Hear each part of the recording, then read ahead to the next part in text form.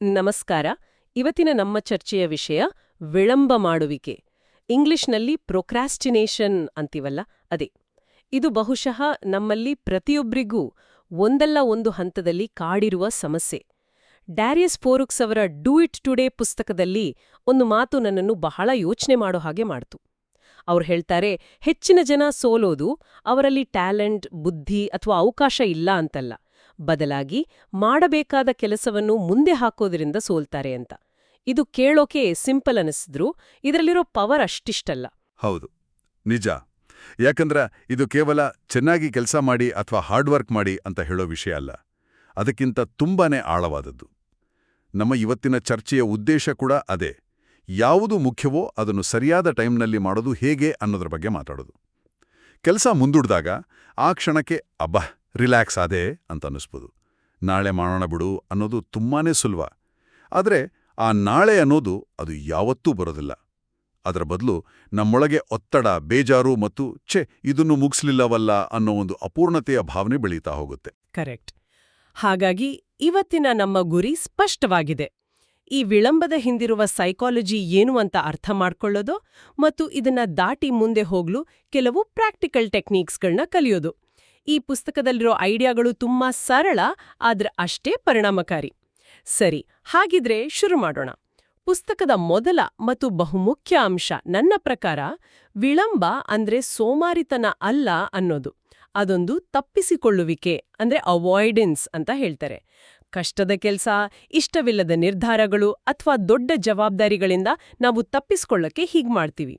ಅಂದ್ರೆ ಸಮಸ್ಯೆ ಇರೋದು ನಮ್ಮ ಕೆಲ್ಸದ ನೀತಿ ಅಲ್ಲಲ್ಲ, ಬದ್ಲಾಗಿ ನಮ್ಮ ಭಾವನೆಗಳನ್ನ ನಾವು ನಿಭಾಯಿಸೋ ರೀತಿಯಲ್ಲಿ. ಇದ್ ನಿಜ ಅಲ್ವಾ?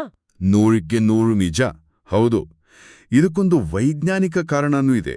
ವಿಳಂಬ ಅನ್ನೋದು ಅದು ತರ್ಕದ ನಿರ್ಧಾರ ಅಲ್ಲ, ಅದು ಪೂರ್ತಿ ಭಾವನಾತ್ಮಕ. ನಮ್ಮ ಮೆದುಳು ಮೂಲಭೂತವಾಗಿ ನೋವನ್ನು ತಪ್ಪಿಸೋಕೆ ಮತ್ತು ತಕ್ಷಣದ ಖುಷಿ ಅಥವಾ ಆರಾಮವನ್ನು ಹುಡುಕೋಕೆ ಡಿಸೈನ್ ಆಗಿದೆ. ಒಂದು ಕೆಲಸ ತುಂಬ ದೊಡ್ಡದಾಗಿ, ಕಷ್ಟವಾಗಿ ಕಂಡಾಗ ಅಥವಾ ಇದರಲ್ಲಿ ನಾನು ಫೇಲ್ ಆಗ್ಬಿಟ್ರೆ ಅನ್ನೋ ಭಯ ಬಂದಾಗ ನಮ್ಮ ಮೆದುಳಿನ ಏನಂತಾರೆ ಸರ್ವೈವಲ್ ಭಾಗ ಆಕ್ಟಿವೇಟ್ ಆಗುತ್ತೆ. ಅದು ಆ ನೋವಿನಿಂದ ನಮ್ಮನ್ನ ಕಾಪಾಡೋಕೆ ಬೇಡ, ಅದನ್ನ ಮಾಡಬೇಡ, ಫೋನ್ ನೋಡು, ಒಂದು ವಿಡಿಯೋ ನೋಡು ಅಥವಾ ಸುಲಭವಾಗಿರೋ ಬೇರೆ ಯಾವ್ದಾದ್ರೂ ಕೆಲಸ ಮಾಡು ಅಂತ ಪ್ರೇರೇಪಿಸುತ್ತೆ. ಓ, ಅದಕ್ಕೆನಾ ಡೆಡ್ಲೈನ್ ಹತ್ರ ಬಂದಾಗ ತುಂಬಾ ಮುಖ್ಯವಾದ ರಿಪೋರ್ಟ್ ಮಾಡೋದು ಬಿಟ್ಟು ಇಡೀ ಮನೆ ಕ್ಲೀನ್ ಮಾಡ್ಬೇಕು, ಹಳೆ ಫೋಟೋ ಆಲ್ಬಮ್ ನೋಡ್ಬೇಕು ಅನ್ನಿಸೋದು. ನಾವು ಕಷ್ಟದ ಕೆಲ್ಸದಿಂದ ತಪ್ಪಿಸ್ಕೊಳ್ಳೋಕೆ ನಮ್ಮ ಮೆದುಳೆ ನಮಗೆ ಬೇರೆ ಬೇರೆ ದಾರಿ ತೋರಿಸುತ್ತೆ. ಖಂಡಿತ ಅದೇ ಆಗೋದು. ಆ ಸುಲಭದ ಕೆಲಸ ಮಾಡಿದಾಗ ಒಂದು ಸಣ್ಣ ಖುಷಿ ಸಿಗುತ್ತೆ, ಆದರೆ ದೊಡ್ಡ ಕೆಲಸ ಹಾಗೇ ಉಳಿದಿರುತ್ತೆ. ಇಲ್ಲಿ ನಾವು ಅರ್ಥ ಮಾಡ್ಕೋಬೇಕಾದ ಮುಖ್ಯ ವಿಷಯ ಅಂದ್ರೆ ಇದು ನಮ್ಮ ತಪ್ಪು ಅಂತ ನಮ್ಮನ್ನು ನಾವೇ ಬೈದ್ಕೊಳ್ಬಾರ್ದು.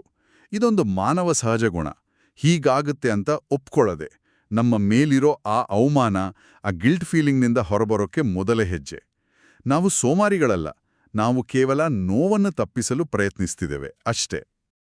ಸರಿ, ನಮ್ಮ ಮೆದುಳೇ ಹೀಗೆ ವಯರ್ ಆಗಿದೆ ಅಂದ್ರೆ ನಾವು ಈ ಯುದ್ಧದಲ್ಲಿ ಸೋತ್ಹೋದ ಹಾಗೇನಾ? ಇದನ್ನ ಬದಲಾಯಿಸೋಕೆ ಸಾಧ್ಯವೇ ಇಲ್ವಾ? ಈ ಸಹಜ ಗುಣವನ್ನು ಮೀರಿ ನಿಲ್ಲೋದು ಹೇಗೆ? ಸಾಧ್ಯವಿದೆ. ಅದಕ್ಕೆ ಪುಸ್ತಕದಲ್ಲೇ ಒಂದು ಅದ್ಭುತ ಪರಿಹಾರವನ್ನ ಹೇಳಿದ್ದಾರೆ. ಹೆಚ್ಚಿನ ಜನ ಮಾಡೋ ದೊಡ್ಡ ತಪ್ಪಂದ್ರೆ ಕೆಲ್ಸ ಶುರು ಮಾಡೋಕ್ಕೆ ಮೋಟಿವೇಶನ್ ಅಂದ್ರೆ ಪ್ರೇರಣೆಗಾಗಿ ಕಾಯೋದು. ಒಳ್ಳೆ ಮೂಡ್ ಬರ್ಲಿ, ಒಂದು ಫೀಲ್ ಬರ್ಲಿ, ಆಮೇಲೆ ಕೆಲ್ಸ ಶುರು ಮಾಡ್ತೀನಿ ಅಂತ ಕಾಯ್ತಾರೆ. ಆದ್ರೆ ಲೇಖಕರು ಹೇಳೋದೇನ್ ಗೊತ್ತಾ? ಮೋಟಿವೇಶನ್ ಅನ್ನೋದು ತುಂಬ ಚಂಚಲ. ಅದು ಗಾಳಿ ಇದ್ದ ಹಾಗೆ, ಬರುತ್ತೆ ಹೋಗುತ್ತೆ. ಅದು ನಮ್ಮ ಮನಸ್ಥಿತಿಯ ಮೇಲೆ ಅವಲಂಬಿತ. ಅದನ್ನ ನಂಬಿ ಕೂತ್ರೆ ನಾವು ಯಾವತ್ತೂ ಕೆಲ್ಸ ಶುರು ಮಾಡೋದೇ ಆಗಲ್ಲ. ಇದು ತುಂಬಾ ಸತ್ಯ. ಕೆಲವೊಮ್ಮೆ ಬೆಳಿಗ್ಗೆ ಎದ್ದಾಗ ಇವತ್ತು ಇಡೀ ಪ್ರಪಂಚವನ್ನೇ ಗೆದ್ದು ಬಿಡುತ್ತೇನೆ ಅನ್ನೋಷ್ಟು ಮೋಟಿವೇಶನ್ ಇರುತ್ತೆ. ಮಧ್ಯಾಹ್ನದ ಹೊತ್ತಿಗೆ ಒಂದು ಕಾಫಿ ಕುಡಿಯೋಕ್ಕೂ ಎನರ್ಜಿ ಇಲ್ಲ ಅನ್ಸ್ಬಿಡುತ್ತೆ.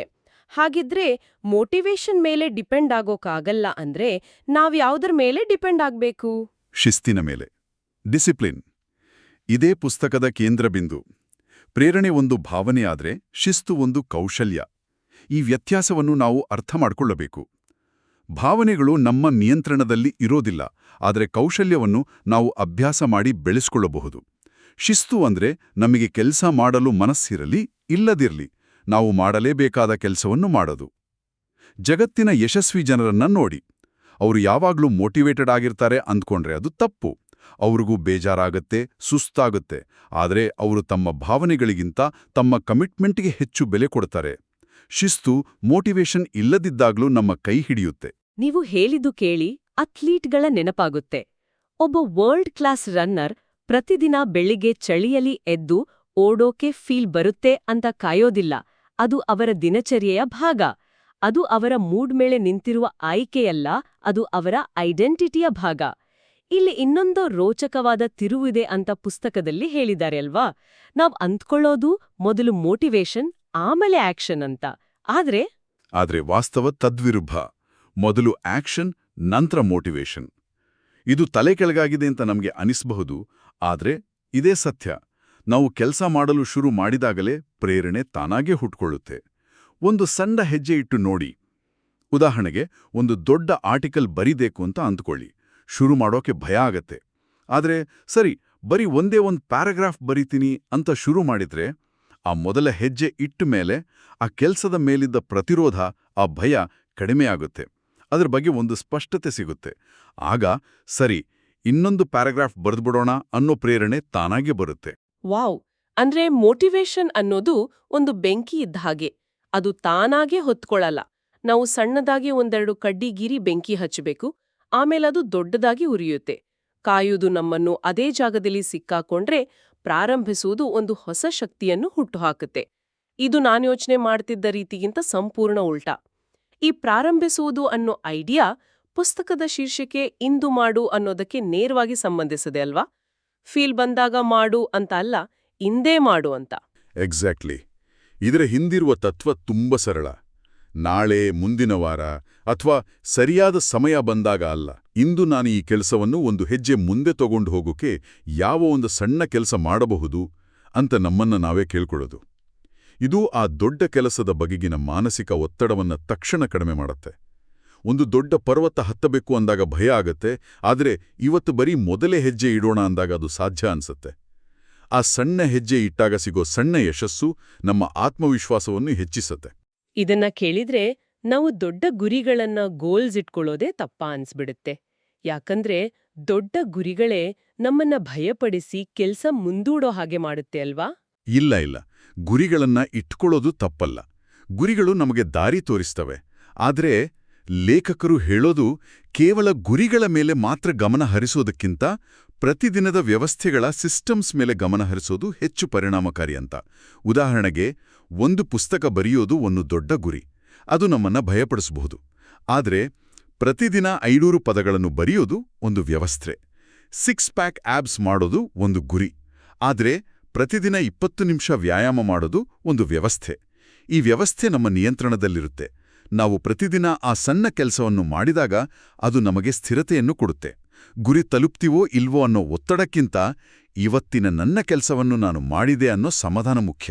ಯಶಸ್ಸು ಅನ್ನೋದು ಒಂದೇ ದಿನದ ದೊಡ್ಡ ಪ್ರಯತ್ನದಿಂದ ಬರೋದಿಲ್ಲ. ಅದು ಪ್ರತಿದಿನದ ಸಣ್ಣ ಸಣ್ಣ ದಿನಚರಿಗಳಿಂದ, ಆ ವ್ಯವಸ್ಥೆಗಳಿಂದ ರೂಪುಗೊಳ್ಳುತ್ತೆ. ನಿಜ. ನಾನು ಕೆಲವೊಮ್ಮೆ ಕೆಲಸ ಶುರು ಮಾಡೋಕು ಮುಂಚೆ ಅದಕ್ಕೆ ಬೇಕಾದ ಪರ್ಫೆಕ್ಟ್ ಪ್ಲಾನ್ ಮಾಡೋದ್ರಲ್ಲೇ ಅರ್ಧ ದಿನ ಕಳೆದು ಬಿಡ್ತೀನಿ. ಯಾವ ಆಪ್ ಬಳಸ್ಬೇಕು, ಯಾವ ನೋಟ್ಬುಕ್ ತಗೋಬೇಕು, ಟು ಡೂ ಲಿಸ್ಟ್ ಹೇಗಿರ್ಬೇಕು, ಈ ಸಂಕೀರ್ಣತೆ ಕೂಡ ಒಂದು ರೀತಿಯ ವಿಳಂಬ ಅಲ್ವಾ? ಖಂಡಿತ. ಅದನ್ನೇ ಪುಸ್ತಕದಲ್ಲಿ ಸಂಕೀರ್ಣತೆಗಿಂತ ಸರಳತೆ ಉತ್ತಮ ಅಂತ ಹೇಳಿರೋದು. ಉದ್ದನ್ಯ ಯೋಜನೆಗಳು, ಸಂಕೀರ್ಣವಾದ ಪರಿಕರಗಳು, ಪರ್ಫೆಕ್ಟ್ ಪ್ಲಾನ್ ಮಾಡೋದು, ಇವೆಲ್ಲವೂ ಕೆಲಸವನ್ನು ಮುಂದೂಡಲು ನಾವೇ ಸೃಷ್ಟಿಸಿಕೊಳ್ಳುವ ಬುದ್ಧಿವಂತಿಕೆಯ ತಂತ್ರಗಳು. ನಮಗನಿಸುತ್ತೆ, ನಾನ್ ಪ್ಲಾನ್ ಮಾಡ್ತಿದ್ದೀನಿ, ನಾನ್ ಪ್ರೊಡಕ್ಟಿವ್ ಆಗಿದ್ದೀನಿ ಅಂತ. ಆದರೆ ನಿಜವಾಗ್ಲೂ ನಾವು ಮುಖ್ಯ ಕೆಲಸವನ್ನು ತಪ್ಪಿಸಿಕೊಳ್ತಾ ಇರ್ತೀವಿ. ಇದರ ಬದಲು ಇವತ್ತು ನಿಜವಾಗಿ ಮುಖ್ಯವಾದದ್ದು ಯಾವುದು, ನನ್ನ ಗುರಿಯ ಕಡೆಗೆ ನನ್ನನ್ನು ಕೊಂಡೊಯ್ಯುವ ಒಂದೇ ಒಂದು ಕೆಲಸ ಯಾವುದು ಅಂತ ಕೇಳ್ಕೊಂಡು ಅದರ ಮೇಲೆ ಮಾತ್ರ ಗಮನ ಹರಿಸೋದು ಜಾಣತನ. ಉಳಿದದ್ದೆಲ್ಲ ಆಮೇಲೆ. ಇದು ನನ್ನನ್ನು ಉತ್ಪಾದಕತೆಯ ಬಗ್ಗೆನೇ ಬೇರೆ ರೀತಿ ಯೋಚನೆ ಮಾಡೋ ಹಾಗೆ ಮಾಡುತ್ತೆ. ನಾವು ಸಾಮಾನ್ಯವಾಗಿ ಬ್ಯುಸಿಯಾಗಿರೋದನ್ನೇ ಪ್ರೊಡಕ್ಟಿವ್ ಆಗಿರೋದು ಅಂತ ಅನ್ಕೊಂಡ್ಬಿಡ್ತೀವಿ. ಹೌದು. ಮತ್ತು ಅವೆರಡರ ನಡುವೆ ದೊಡ್ಡ ವ್ಯತ್ಯಾಸವಿದೆ. ಅನೇಕರು ಪ್ರಮುಖವಾದ ಕಷ್ಟಕರವಾದ ಕೆಲಸವನ್ನ ತಪ್ಪಿಸ್ಕೊಳ್ಳೋಕೆ ದಿನವಿಡೀ ಬ್ಯುಸಿಯಾಗಿರ್ತಾರೆ. 100 ಇಮೇಲ್ಗಳಿಗೆ ರಿಪ್ಲೈ ಮಾಡೋದು, ಮೀಟಿಂಗ್ಗಳಲ್ಲಿ ಕೂರೋದು, ಸಣ್ಣಪುಟ್ಟ ಕೆಲಸಗಳನ್ನ ಮಾಡ್ತಾ ಇರೋದು. ದಿನದ ಕೊನೆಗೆ ಸುಸ್ತಾಗಿರುತ್ತೆ. ಆದರೆ ಇವತ್ತು ನಾನು ನಿಜವಾಗ್ಲೂ ಏನಾದ್ರೂ ಸಾಧಿಸಿದ್ನಾ ಅಂತ ಕೇಳ್ಕೊಂಡ್ರೆ ಉತ್ತರ ಇರಲ್ಲ. ಇದನ್ನ ಬಿಸಿನೆಸ್ ಅಂತಾರೆ. ಆದರೆ ಉದ್ದೇಶಪೂರ್ವಕ ಉತ್ಪಾದಕತೆ ಅಂದ್ರೆ ಕಮ್ಮಿ ಕೆಲಸ ಮಾಡೋದು, ಆದರೆ ಆ ಕೆಲಸದ ಮೇಲೆ ಹೆಚ್ಚು ಆಳವಾದ ಗಮನವನ್ನ ಕೊಡೋದು. ಬ್ಯುಸಿಯಾಗಿರೋದು ಸುಲಭ, ಆದರೆ ಅರ್ಥಪೂರ್ಣ ಕೆಲಸ ಮಾಡೋದು ಕಷ್ಟ ಮತ್ತು ಹೆಚ್ಚು ಮೌಲ್ಯಯುತ. ಈ ಅರ್ಥಪೂರ್ಣ ಕೆಲಸವನ್ನ ತಕ್ಕಿಸ್ಕೊಳ್ಳೋ ಇನ್ನೊಂದು ಸುಂದರವಾದ ಮುಖಾವಡ ಅಂದ್ರೆ ಪರಿಪೂರ್ಣತೆ ಅಥವಾ ಪರ್ಫೆಕ್ಷನಿಸಂ. ಎಲ್ಲವೂ ಪರ್ಫೆಕ್ಟ್ ಆಗಿರ್ಬೇಕು, ನನ್ನ ಕೆಲಸದಲ್ಲಿ ಒಂದೇ ಒಂದು ತಪ್ಪು ಇರಬಾರ್ದು ಅಂತ ಅನ್ಕೊಂಡು ನಾವು ಕೆಲಸವನ್ನೇ ಶುರು ಮಾಡಲ್ಲ. ಇದು ವಿಳಂಬದ ಒಂದು ಗುಪ್ತ ರೂಪ. ಬೇರೆಯವರು ಏನು ಟೀಕೆ ಮಾಡ್ತಾರೋ ಅನ್ನೋ ಭಯ ಕೂಡ ಇದರ ಹಿಂದೆ ಇರುತ್ತೆ. ಖಂಡಿತ. ಪರಿಪೂರ್ಣತೆ ಅನ್ನೋದು ಒಂದು ಉದಾತ್ತವಾಗಿ ಕಾಣುವ ಒಂದು ನೆಪ ಅಷ್ಟೇ. ನಾನು ಹೈ ಸ್ಟ್ಯಾಂಡರ್ಡ್ಸ್ ಇಟ್ಕೊಂಡಿದ್ದೀನಿ ಅಂತ ನಮಿಗ್ ನಾವೇ ಸಮಾಧಾನ ಮಾಡ್ಕೊಂತೀವಿ. ಆದರೆ ವಾಸ್ತವದಲ್ಲಿ ನಾವು ಸೋಲಿಗೆ ಭಯಪಡ್ತಾ ಇರ್ತೀವಿ. ಇಲ್ಲಿ ಪುಸ್ತಕದ ಒಂದು ಅದ್ಭುತ ಮಾತು ನೆನಪಾಗುತ್ತೆ. ಪರಿಪೂರ್ಣತೆಗಿಂತ ಪೂರ್ಣಗೊಳಿಸುವುದು ಉತ್ತಮ. ಅಂದ್ರೆ done is better than perfect. ಮೊದಲು ಒಂದು ಡ್ರಾಫ್ಟ್ ಮಾಡಿ, ಅದು ಅಷ್ಟೇನೂ ಚೆನ್ನಾಗಿಲ್ಲ ಅಂದ್ರೂ ಪರವಾಗಿಲ್ಲ. ಒಮ್ಮೆ ಶುರು ಮಾಡಿದ್ಮೇಲೆ ಅದನ್ನ ಉತ್ತಮಪಡಿಸ್ತಾ ಹೋಗ್ಬೋದು. ಏನೂ ಮಾಡದೇ ಇರೋದಕ್ಕಿಂತ ಅಪೂರ್ಣವಾಗಿ ಮಾಡಿರೋದು ಎಷ್ಟೋ ವಾಸಿ. ಈ ಎಲ್ಲ ಐಡಿಯಾಗಳನ್ನು ಒಟ್ಟಿಗೆ ಸೇರಿಸಿದ್ರೆ, ಅಂದ್ರೆ ಸಣ್ಣದಾಗಿ ಶುರು ಮಾಡೋದು, ಪ್ರತಿದಿನದ ವ್ಯವಸ್ಥೆಗಳನ್ನು ಪಾಲಿಸೋದು, ಪರಿಪೂರ್ಣತೆಯನ್ನು ಬದಿಗಿಡುವುದು, ಇವೆಲ್ಲವೂ ಸೇರಿ ಕೊನೆಗೆ ನಮ್ಮ ಆತ್ಮವಿಶ್ವಾಸವನ್ನು ಅಂದ್ರೆ ಸೆಲ್ಫ್ ಟ್ರಸ್ಟ್ ಅನ್ನು ಹೇಗೆ ನಿರ್ಮಿಸುತ್ತೆ ಅಂತ ಪುಸ್ತಕದಲ್ಲಿ ವಿವರಿಸಿದ್ದಾರೆ. ಅದು ನನಗೆ ತುಂಬಾ ಇಷ್ಟವಾಯಿತು. ಹೌದು, ಅದೇ ಅಲ್ಟಿಮೇಟ್ ಗೋಲ್. ಆತ್ಮವಿಶ್ವಾಸ ಅಂದ್ರೆ ನಮಗೆ ನಮ್ಮ ಮೇಲಿರುವ ನಂಬಿಕೆ. ನಾವು ನಮಗೆ ನಾವೇ ಕೊಟ್ಟ ಮಾತನ್ನು ಉಳಿಸ್ಕೊಂಡಾಗ ಈ ನಂಬಿಕೆ ಬೆಳೆಯುತ್ತೆ.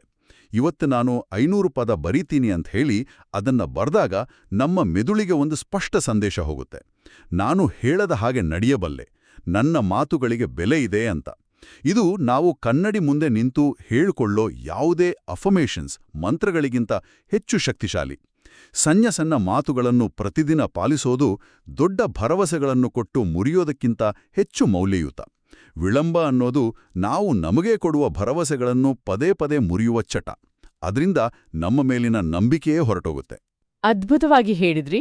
ಹಾಗಿದ್ರೆ ಇವತ್ತಿನ ಈ ಇಡೀ ಚರ್ಚೆಯ ಸಾರಾಂಶವನ್ನು ನೋಡುದಾದ್ರೆ, ವಿಳಂಬವನ್ನು ಸೋಲಿಸೋಕೆ ನಮ್ಗೆ ಹೆಚ್ಚು ಸಮಯ ಅಥವಾ ದೊಡ್ಡ ಮೋಟಿವೇಶನ್ ಬೇಕಿಲ್ಲ.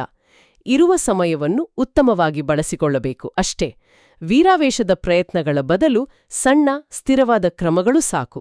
ಈ ಸಣ್ಣ ಹೆಜ್ಜೆಗಳೇ ನಮ್ಮ ವ್ಯಕ್ತಿತ್ವ, ನಮ್ಮ ಆತ್ಮವಿಶ್ವಾಸ ಮತ್ತು ನಮ್ಮ ಫಲಿತಾಂಶಗಳನ್ನು ರೂಪಿಸುತ್ತವೆ.